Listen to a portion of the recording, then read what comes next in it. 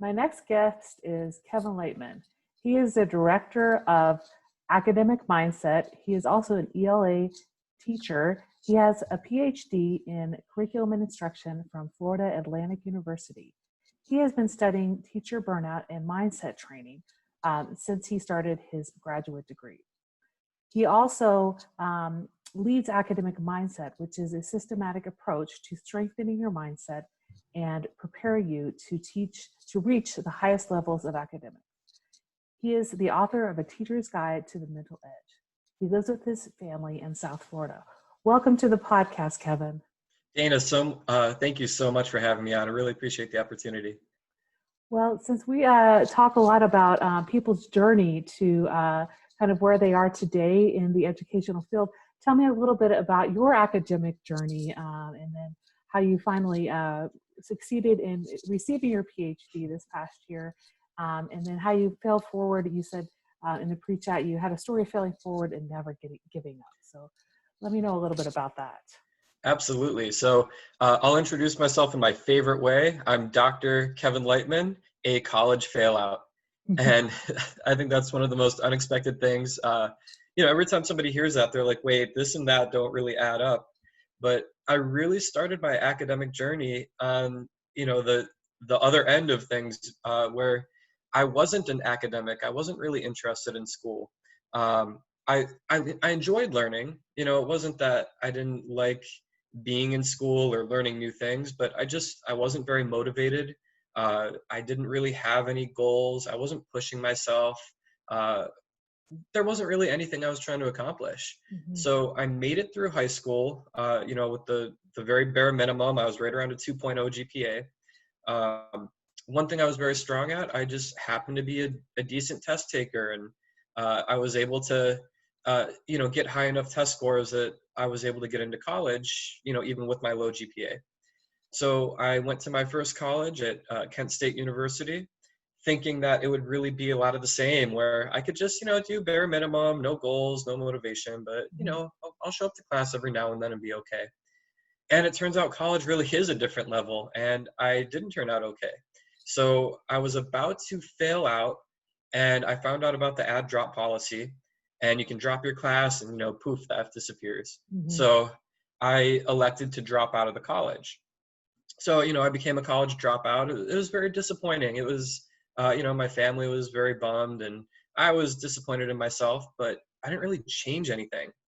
So I decided, okay, let me try it again. My transcript still looks good because I dropped out in time. So I transferred over to The Ohio State University. And again, same approach, right?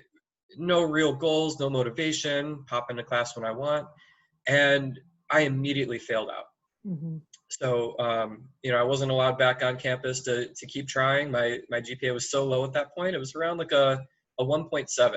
Wow. So, yeah, so that's the start of my academic journey is, I looked and acted every bit the part of a college failout. I wasn't prepared for it. And a big part of me was saying, I'm not good enough for this, right? I'm not smart enough for this. I've tried it twice now. Clearly it's not working. So it must just be, I'm not cut out for this. So I took a year after failing out of Ohio State, and I was working a minimum wage job. And I'm like, is this really the life I want to live? Because I had this option. I had the ability to go to college, and, I dropped it. Mm-hmm. So, I started reevaluating my life, and that's when I began to learn about mindset training. Mm-hmm. And, as I got into mindset training and realizing that being motivated, setting goals, things like that, it's not just like a thought you have in your head, and it's not just like a 1-minute process. It's something that we do consistently, something you do every day. And when I began training and I began getting my mindset together, I begged and I pleaded, and I found a tiny, tiny school in Ohio called Wright State University, mm-hmm. who let me in on academic probation. So again, I started there with my 1.7 transfer GPA. Kind of scary. They said, if you get a D or lower, you're out of the school. We're just going to, bye-bye. So, they wanted to make sure. Very thin thread, right? Oh, extremely thin. I was like doing the tight walk. Yeah.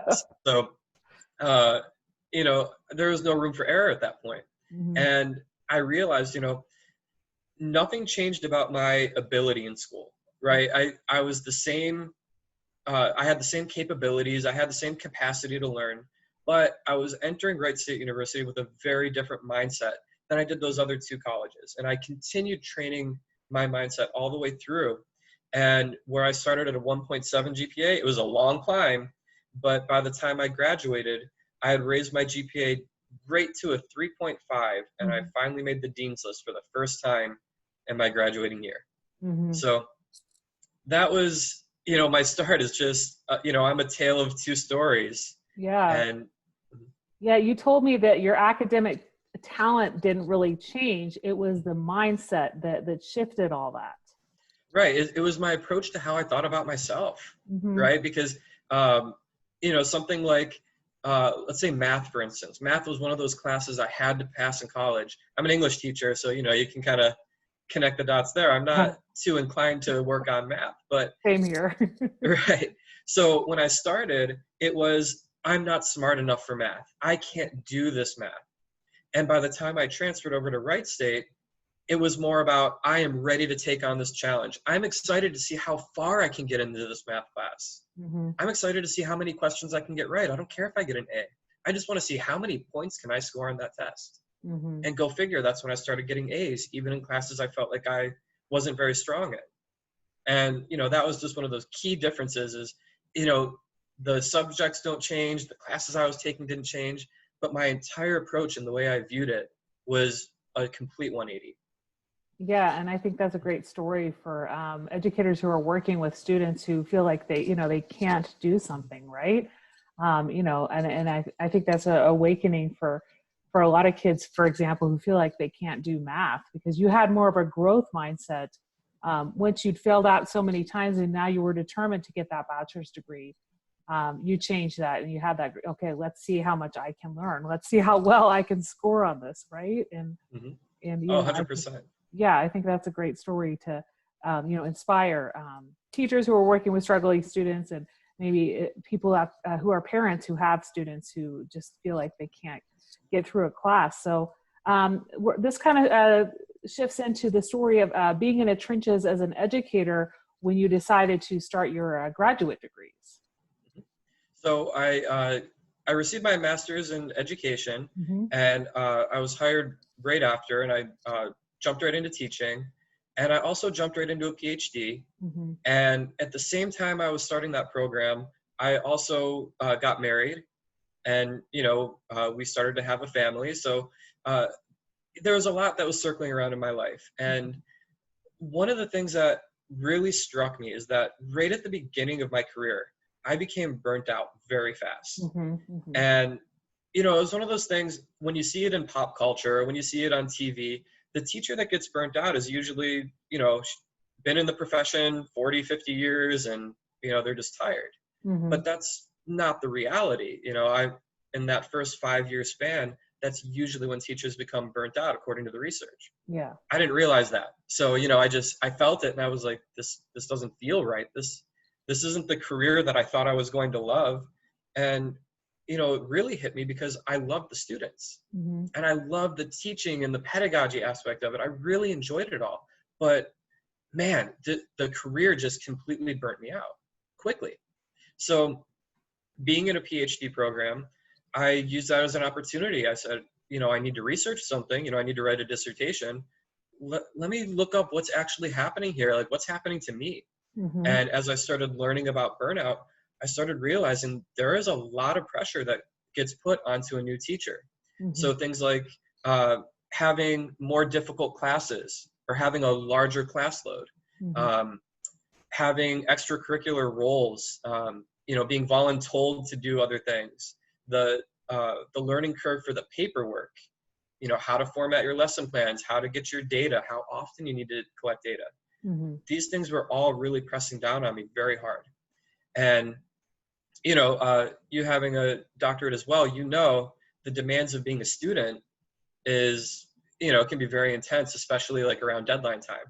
Mm-hmm. So, I was dealing with all these different things in my life. And what I found was what was really keeping me in the trenches was I was burnt out and I wasn't really doing anything to recover from it, Mm-hmm. right? I was doing a lot of negative coping. Like, I used to coach wrestling full time, and I would get so stressed out because I would be at a wrestling tournament and I knew I had homework due and I knew I didn't complete my data for school and there was a lot going on in my head. So I would just pound soda, Mm-hmm. right?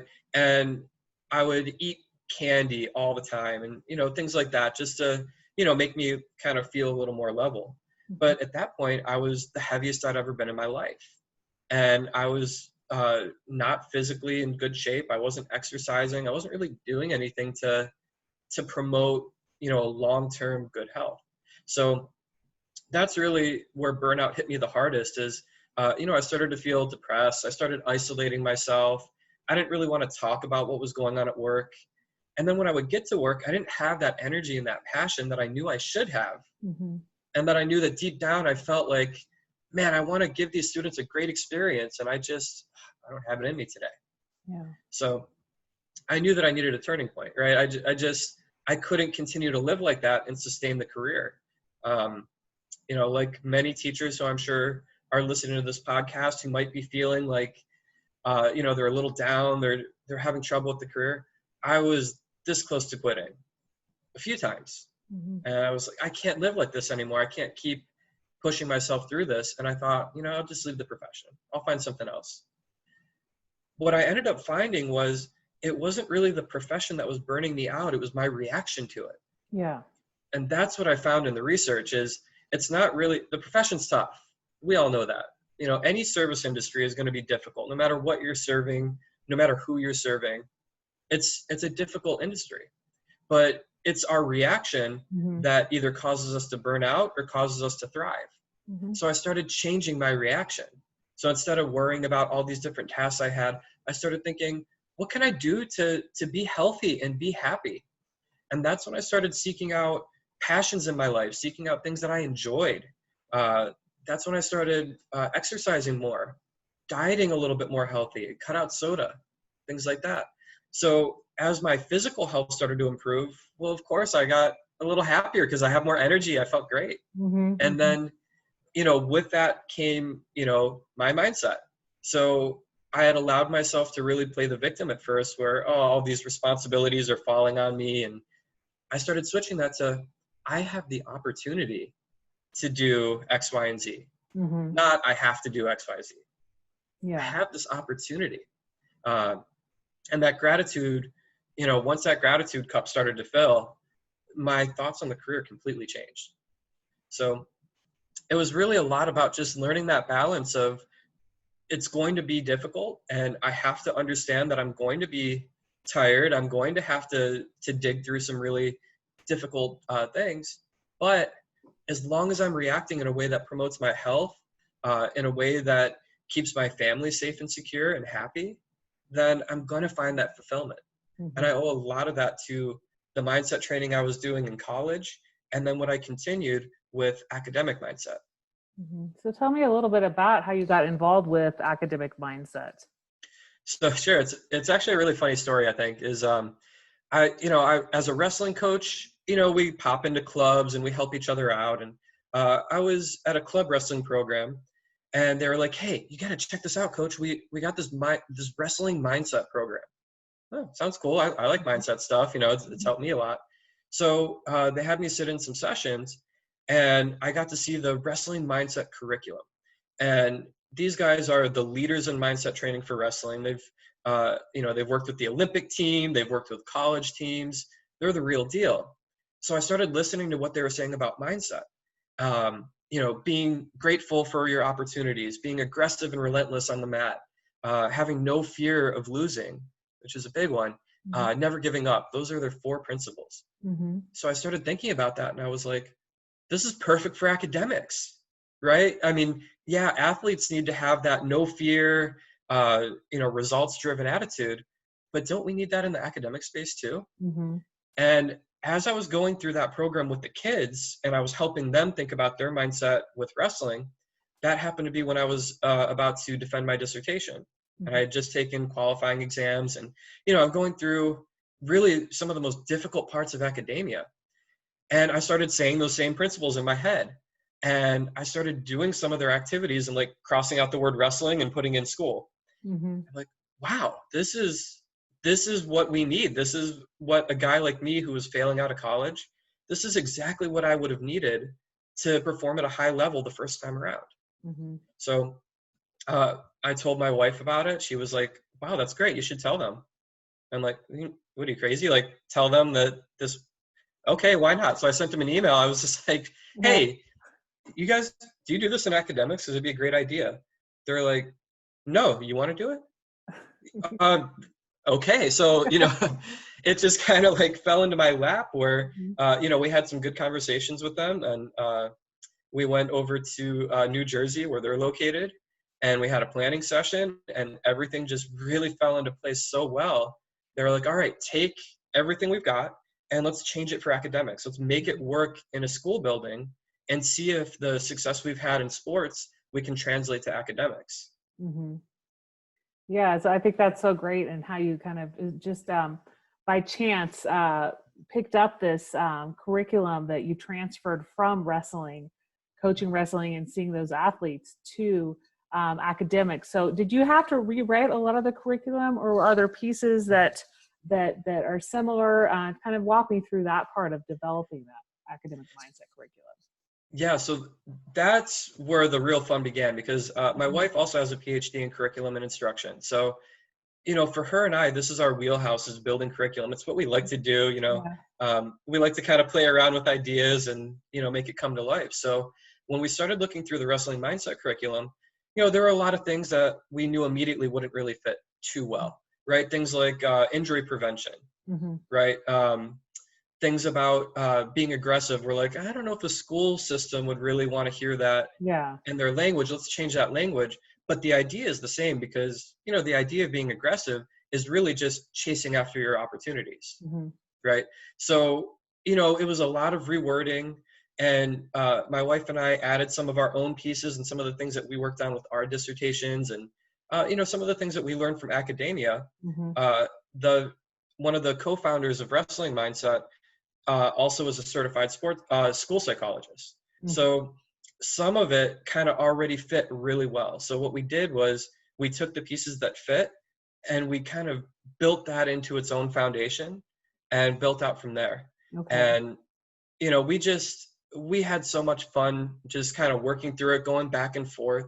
And we built out what I think is just an incredible curriculum where it's very structured. Mm-hmm. And I think that's what a lot of teachers are missing when we talk about, well, how do you get your students to have a growth mindset? And we all know some of those elements, right? Like, we know goal setting is important. We know motivation is important. Students need to have confidence, extremely important.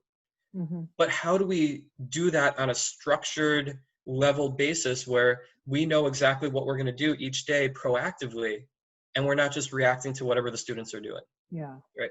So being able to build out that curriculum, we were able to provide that structure for teachers. And I think that's what's made it so successful, is that, it's the toolbox that, teachers have been asking for, where, hey, I want to do these things. I don't really know where to start. So for a teacher who's listening to this podcast, how can they get a hold of this curriculum? And are you available to offer PDs in person or virtually? If they're listening to this during the 21-21 school year, most likely virtually to begin with, but kind of what would that look like for training in academic mindset for their school? Yeah, absolutely. Definitely a lot of virtual right now.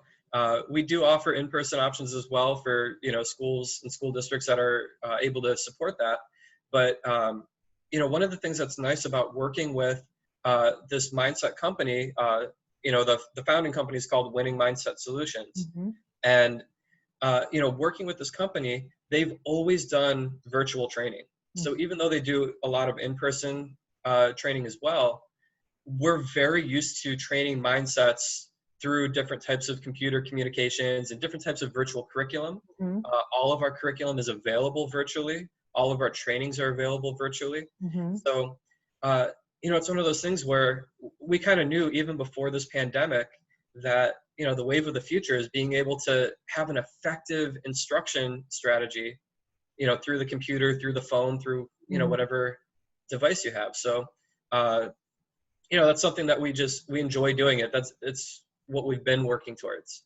So any teacher that is interested in learning more, they could go to our website. It's zacademicmindset.com. Mm-hmm. And that's the easiest way to find us and see some of the information. They could also get in touch with us on social media. Go to your favorite social media page and say Academic Mindset, and we should be the first one that pops up, hopefully. And then, through there, feel free to contact us. Our email's on all of our pages as well. If you email Academic Mindset, you'll get me. So I'm always happy to go through, talk with teachers. One of my favorite conversations is, what are you noticing about your students' mindset? Mm-hmm. And especially right now during this time of pandemic, it's like the key conversation, right? It's we need to know what's happening with our students because, some teachers, we're digging ourselves out of the trenches, but our students are in the trenches right now too, in a way that they've never experienced before. So I'm always happy to have that conversation of, what are you noticing? Yeah. How can I help? And, that's really my goal is I just want to be somebody that makes a positive impact, especially during a time like this. Yeah, I think that's a great tool for teachers to have, and somebody that they can, get some more information from. And you also talked to me a little bit in the pre-chat that you have a book coming out. It might not be out for about 6 months or so, but tell me a little bit about that. Yeah, I was really excited for the opportunity to partner with EduMatch. They're a publishing company that works typically with teachers. So I was really excited to be on board with that. I mean, anybody supporting teachers, I'm already like amped up, like, let's go. So I put in a proposal and they accepted it. So my first draft is finished. It is a rough draft. So they're still working through that, and, we're going back and forth, but I'm really excited about this because it's a book about mindset. But what I've actually done is I hunted down 10 of my former students who really displayed a strong aspect of their mindset. And they actually agreed to come on as contributors. So this book, it's written by me, but it's based off the interviews I had with these 10 students. So I'm going to call it my perfect 10. And it's going to be about my perfect 10 students. And a big part of this book is talking about the idea of perfectionism, and perfect doesn't really look like what you might think it looks like. So through their narratives and their experiences, I'm going to talk about, perfectionism is really the killer because success can look like this, it can look like that, but these students all shared a lot of great attributes of their mindset, even if they showed it in very different ways. So I'm really excited to highlight them and let their stories shine.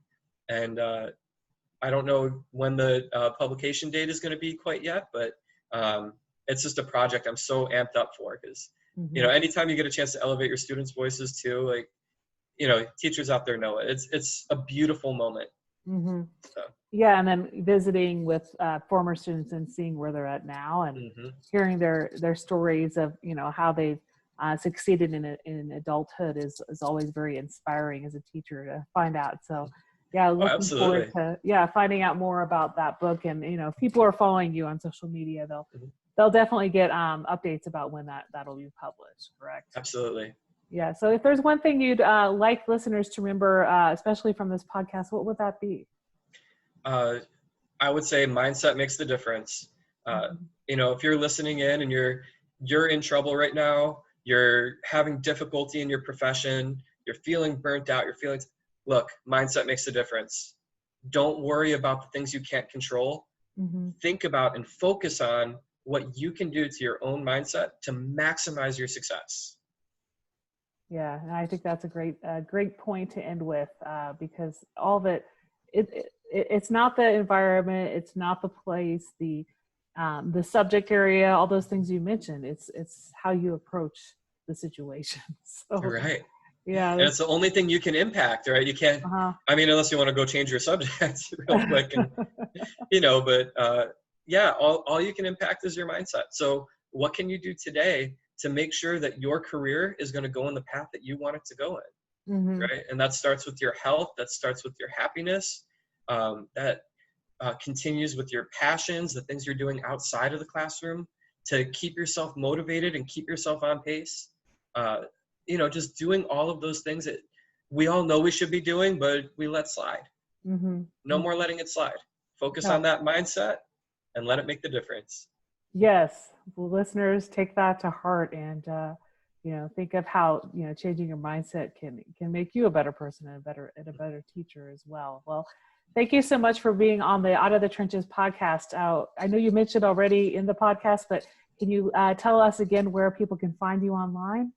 Absolutely. Our website is theacademicmindset.com, and our social media handles are @academicmindset. And also, if you ever want to reach out to me personally, I'm also on Twitter. I'm pretty active there @Kevin Leichtman. So, feel free to reach out to me on any of those mediums. Happy to chat with any of you. And Dana, thank you so much again for having me on. This was a pleasure. Well, thank you for being my guest. Have a great day. You too. Thanks.